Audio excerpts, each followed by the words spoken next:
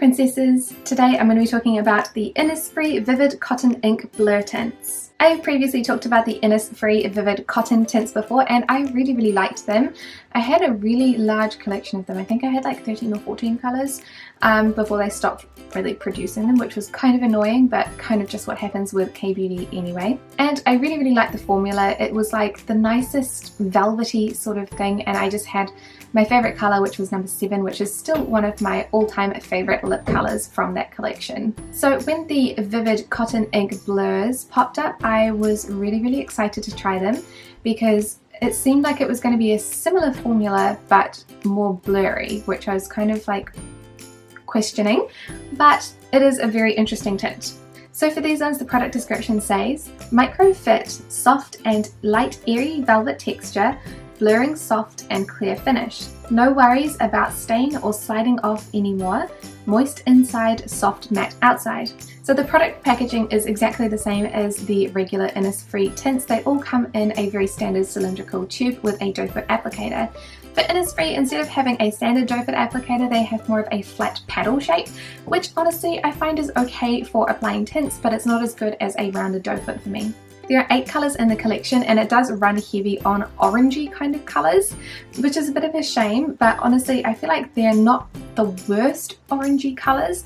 It's just like an orangey pink and then an orangey red and then an orangey orange and then another orangey red, and then, you know, you get it. They do have 2 proper pinks though. They have number 3, which is kind of like a rosy pink, and then number 8, which is like a bright fluorescent fuchsia, which is called bubble pink and is a cool toned fuchsia pink. Number 1 is a muted orange shade. I will do my best to do some gradients as long as my lips stay unstained.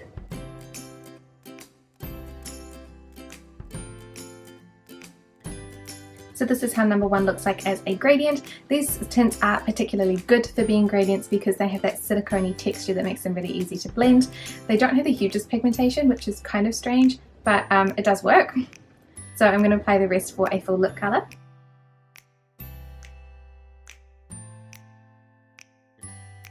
So this is shade number 1. I think that the colour is really pretty. It's very peachy in comparison to sort of what I thought it would be, which would be more orange, which is really weird because the caps are a different kind of colour to the bottoms, but that's okay. Overall, I really like this one. So this is shade number 1. Shade number 2 is another peachy orange. This one is a little bit more bright. I particularly like the shade as a gradient because I really like how it looks on my lips. So now I'm going to do a full lip cover. So this is shade number 2, which I also really like. It's almost like a coral kind of colour, which is really pretty, I think. I like this one equally as a gradient or as a full lip colour. So this is shade number 2. Number 3 is the colour that I use the most because it is a pink. This looks like a really beautiful nude pink as a gradient, which I also like very much. I normally do not like gradients, but these work really well because they blend so easily, and because they're less pigmented, it looks less stark. So this is number 3, which I of course really like. It's kind of like a nude rose when you apply it as a full lip cover, and I think it's really pretty. So this is shade number 3. Number 4 is another rosy colour, but this one is a bit brighter. This is how this one looks like as a gradient, which I think is again really pretty. The gradients are just the same colour as the regular tint is, but just a little bit more pastel because they're a bit more blended out. So this is what number 4 looks like as a full lip colour. It's a very pretty rosy red, which again, I'm sure you're getting very tired of me saying this, but I really like this one too. I think that the colour looks really nice as a gradient as well as a full lip colour as well. Number 4 is more of a brick red. This one is a bit more pigmented than the other colours, and while I don't dislike it, I don't love it quite as much as I like the other ones. And this is what number 5 looks like as a full lip colour. Again, I don't dislike it, but it's not one of my favourites because I like my reds to be a bit more rosy or like very blue red. But this is number 5.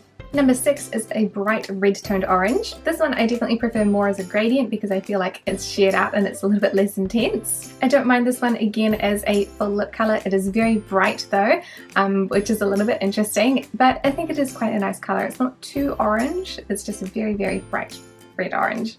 So this is number 6. Number 7 is another bright red colour. This one is similar to number 6, but it's not quite as bright orangey kind of colour. It's a bit more red. This is what it looks like as a gradient. So I quite like this one as well. It's not quite as orange as 6 is, so 7 is definitely more of a pink colour, but it is that kind of like deeper rosy red, which I think is really pretty too. The colours are starting to get a little bit samey though. This is number 7. And then the last shade is number 8, which is a bright pink. I'm not a huge fan of this bright pink. I think it looks better as a gradient on me because it's a little bit less obvious, but I will show you as a full lip colour as well. So this is number 8. This one is a little bit bright for me, but I do think that it looks nice. It's just not something that I would wear all the time. So this is shade number 8. So overall for these tints, I am a fan of them. I wasn't to start with because I thought that the texture was so weird and it wouldn't stick to my lips properly. You do need to have well exfoliated lips to make these work really well, which is kind of a shame because it is a bit of a pain to do, but honestly it is well worth it because they stick much better to your lips if they are exfoliated. These will show off a lot of dry skin, so if you have really dry lips, then definitely prep them properly and you can make it work. But if you're not going to spend the time prepping them, then I wouldn't recommend these because they're not going to look very good. They don't really accentuate the wrinkles on my lips very much, which is really nice. So as long as I get the flakiness off, which sounds so gross, but it's what happens. As long as I get the flakiness off, they do look really nice. I think that the texture and the way that these apply is really interesting. It's this very soft, moussey sort of texture. It's very lightweight and it feels very silicone-y, which makes my lips feel quite nice. It's not bad at all. These are really cool to blend out, so I did show you guys all of them as a gradient as much as I possibly could without staining my lips. I don't feel like they stain a huge amount anyway because it is such a soft, blurry sort of texture.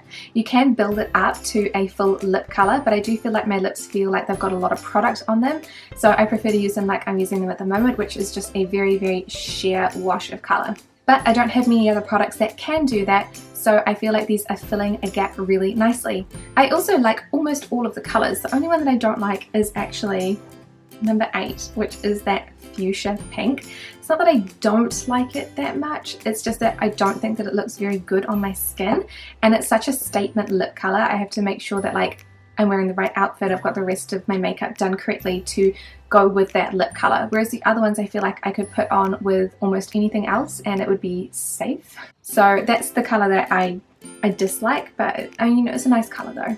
So overall, I am totally a huge fan of these again. Every time I get an Innisfree lip product, I always end up really, really liking it. So there is no surprises there. And I would definitely recommend these to someone who's looking for gradation products because I think that they do a really great job of that as well. So thank you guys so much for watching this review and I will see you in the next one.